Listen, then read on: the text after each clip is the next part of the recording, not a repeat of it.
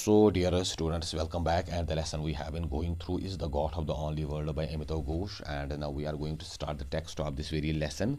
But in our previous two videos, we have discussed the background of its author, his profile, and also the introduction to this very lesson. And इसका जो text है वो इस तरह से start होता है. It goes like this. The first time that Agha Shahid Ali spoke to me about his approaching death was on 25th April 2001. जो अमिताभ घोष यहाँ पे बात कर रहे हैं कि पहली बार आगा शाहिद ने उसके साथ बात की कि उसकी जो मौत है वो करीब आ रही है और अब उसकी ज़िंदगी ज़्यादा कुछ है नहीं, उसके पास ज़्यादा टाइम नहीं है. ये उसने कहा ऑन 25th अप्रैल 2001, 25 अप्रैल 2001 को.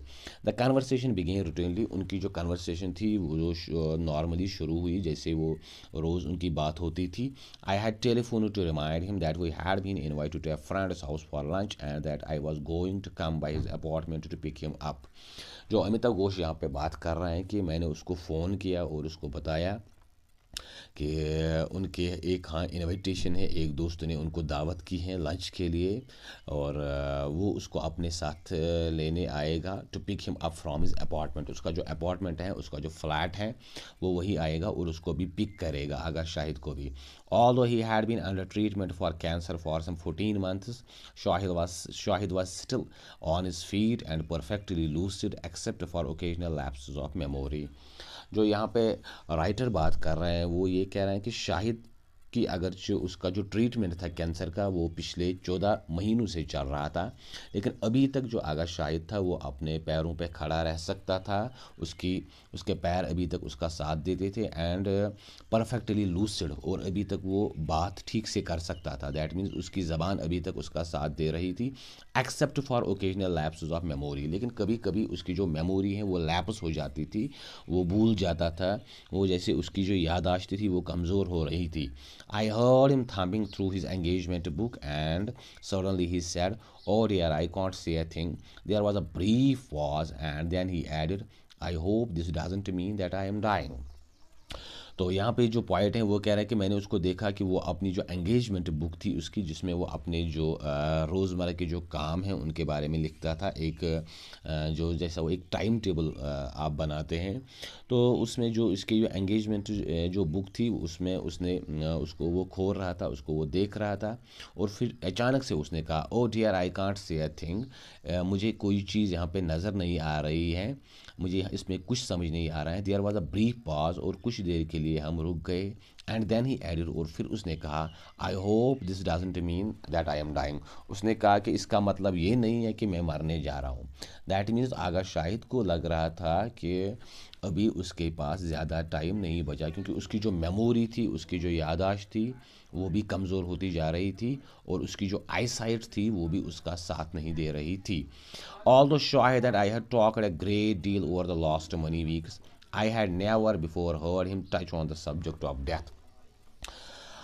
जो अमिताभ घोष यहाँ पे कह रहे हैं कि आगा शाहिद और मैंने अगरचे काफ़ी बातें की पिछले कुछ हफ्तों में, पिछले कुछ दिनों में. I had never before heard him touch on the subject of death. लेकिन मैंने उससे कभी ये नहीं कहा था कि मौत के बारे में बात करें, या उसने भी ऐसा कुछ नहीं कहा था that we had touch the subject of death, कि जो डेथ है, जो मौत है, इसके बारे में कोई बात हमने नहीं की थी.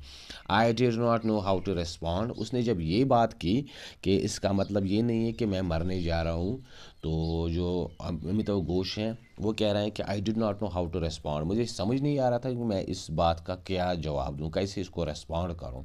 His voice was completely at odds with the content of what he had just said, light to the point of jocularity. क्योंकि उसकी जो बात थी, उसका जो अंदाज़ बयां था वो बिल्कुल उसके कंटेंट, जिस चीज़ के बारे में वो बात कर रहा था वो बिल्कुल उसके मुख्तलिफ था.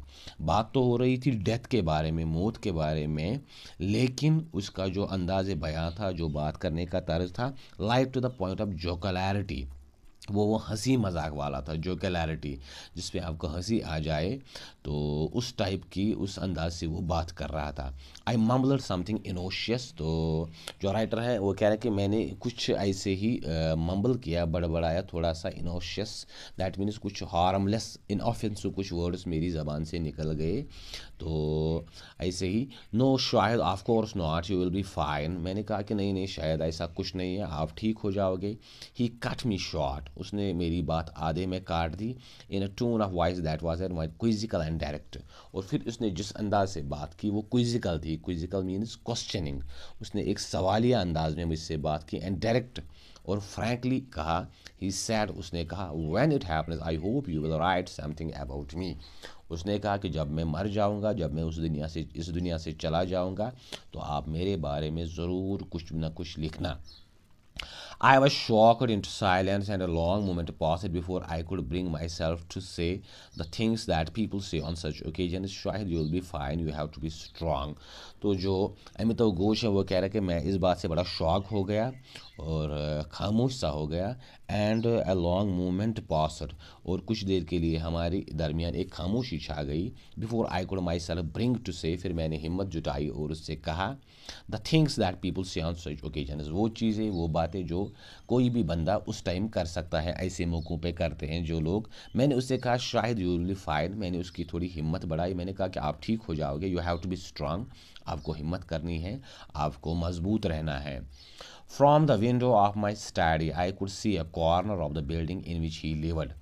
तो यहाँ पे जो राइटर है वो कह रहा है कि मैं अपनी इस बिल्डिंग के अपने इस रूम की विंडो से देख रहा था उस बिल्डिंग को, उस कॉर्नर को जिसमें वो रहता है, एक दूसरी बिल्डिंग में, दूसरी फ्लैट में जहाँ वो रहता था, सम 8 ब्लॉक्स अवे, जो हमारी बिल्डिंग से तकरीबन 8 ब्लॉक जो होते हैं वो ग्रुप ऑफ बिल्डिंग्स जो होते हैं और उनके दरमियान जो स्ट्रीट्स होती हैं, तो 8 कदम या इस तरीके से वो जो दूसरे एक बिल्डिंग में वो रहता था जो हमसे तकरीबन 8 मंजिला दूर थी।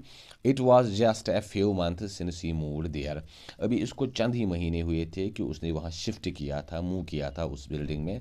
ही had been living a few miles away in Manhattan, इससे पहले वो कुछ मील दूर मैनहट्टन में रहता था, ये एक दूसरा इलाका है न्यूयॉर्क में। When he had a sudden black out on फरवरी 2000, जब 2000 फरवरी जो महीना है 2000 का जो साल है, उस टाइम जब उसको अचानक से एक ब्लैक आउट हो गया। ब्लैक आउट मीन्स उसको वो बेहोश हो गया या दौरा पड़ गया।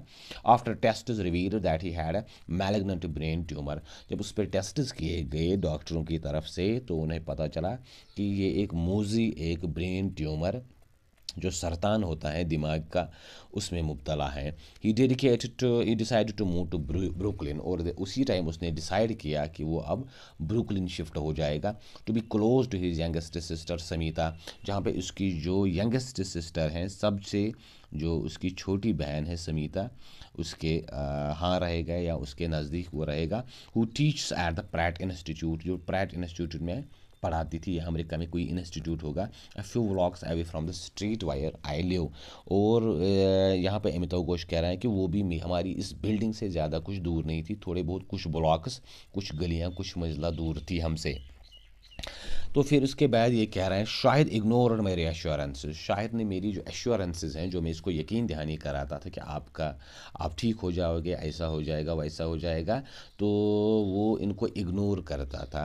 ही began to laugh and it was then I realise that he was dead serious, वो इन बातों पे उसको वो हंस रहा था और तभी मुझे उसकी इस हंसी से पता चल गया कि असल में वो सीरियस हैं। दैट मीन्स उसको पूरी तरह से ये यकीन हो गया है कि अब वो मरने वाला है। I understood that he was entrusting me with a quite specific charge. He wanted me to remember him not through the spoken recitatives of memory and friendship, but through the written word. उस time मुझे लगा कि वो मुझ पर एक जिम्मेदारी सौंप रहा है कि मैं उसको मरने के बाद याद करूं, but not by spoken recitatives of memory, उसके बारे में बातें करते हुए नहीं, या कोई उसके बारे में कोई चीज़ रिसाइट नहीं करना है, मुझे बयान नहीं करना है, मुझे उसके बारे में लोगों को बताना नहीं है, एंड फ्रेंडशिप, उसकी दोस्ती के बारे में, but through the written word, लेकिन जो भी मुझे उसको एज वो ट्रिब्यूट पेश करना है, I have to put in a written form, मुझे ये लिखना है, मुझे ये राइटिंग में देना है। Shahid knew all too well for those writers for whom things become real only in the process of writing. Shahid चूँकि अपने आप में एक बड़ा राइटर था और उसको पता था कि एक राइटर के तब तक जो चीज़ें हैं वो उसके सामने खुल के नहीं आती जब तक कि वो उनको लिखना ना शुरू कर दे। There is an inbuilt resistance to dealing with loss and bereavement. और एक राइटर जो है वो लॉस, महरूमियत और नुकसान या जो कोई जुदाई होती है, इससे वो एक ही तरीके से उसको वो रेजिस्ट कर सकता है, that is in the form of writing, अगर वो इसके बारे में कुछ ना कुछ लिखे। He knew that my instincts would have led me to search for reasons to avoid writing about his death. वो जानता था कि मेरे अंदर की जो अपनी सोच ये है कि मैं इसकी मौत के बारे में, इसकी डेथ के बारे में कुछ लिखना नहीं चाहता, क्योंकि ये कोई अच्छा टॉपिक नहीं है कि आपका दोस्त मर गया हो और आप उसके बारे में फिर लिखो। I would have told my self that I was not a poet, क्योंकि मैं अपने आप को यही चीज़ समझता था कि मैं एक पोइट तो हूँ नहीं। That our friendship was of recent to date, और हमारी जो दोस्ती है उसमें भी ज़्यादा टाइम अभी नहीं हुआ है। And then there were many others who knew him much better and would be writing for from greater understanding of knowledge. और उसके बहुत सारे ऐसे पुराने दोस्त हैं जो उसको मुझसे ज़्यादा बेहतर जानते थे और शायद मुझसे ज़्यादा बेहतर उसके बारे में लिख सकते थे, क्योंकि उनको उसके बारे में ज़्यादा अंडरस्टैंडिंग थी और ज़्यादा उसकी नॉलेज थी। All this Shahid as guessed, Shahid ये चीज़ गेस कर रहा था कि मैं क्या सोच रहा हूँ। And he had decided to shut off those routes while there was still time, और उसने मुझे इन शक शुबात से निकालने के लिए कहा कि you must write about me, आपको लाजमन मेरे बारे में कुछ ना कुछ लिखना है। दैट मीन्स उसने उसको पूरी रिस्पॉन्सिबिलिटी से कहा, पूरी अथॉरिटी से कहा कि आप ही मेरे बारे में कुछ लिखोगे। तो यहाँ पे अमिताभ घोष कह रहा है कि उसने मुझ पे ये एक ड्यूटी, एक जिम्मेदारी जैसे सौंप दी कि मैं उसके मरने के बाद डेफिनेटली उसके बारे में कुछ ना कुछ लिखूँ। सो डियर व्यूअर्स, यहाँ तक हमने देख लिया कि जो आगा शाहिद हैं और जो अमिताभ घोष हैं उनकी जो फ्रेंडशिप है वो कैसी हैं, और आगा शाहिद की जो उस टाइम जो कंडीशन थी जब वो इस बीमारी में मुब्तला हुआ था, तो वो उसको लग रहा था कि वो अब ज़्यादा देर तक ज़िंदा नहीं रह सकता। तो उसने अपने फ्रेंड को ये जिम्मेदारी सौंप दी कि उसके मरने के बाद उसके बारे में वो कुछ ना कुछ लिखे, और यही वो चीज़ है जो उसने उसके बारे में लिखी, जो हमारी लेसन है यहाँ पे। तो नेक्स्ट लेसन में, नेक्स्ट वीडियो में इसके बारे में, इसके बाद की जो स्टोरी है वो हम देखेंगे। तो अगर आपको ये चीज़ समझ आई हो तो इसको ज़रूर शेयर करें, सब्सक्राइब करें, बेल आइकन पे क्लिक करें, ताकि जो वो नेक्स्ट आने वाली वीडियोज़ हैं वो भी आप तक पहुंच सके। Wish you all the best and thank you.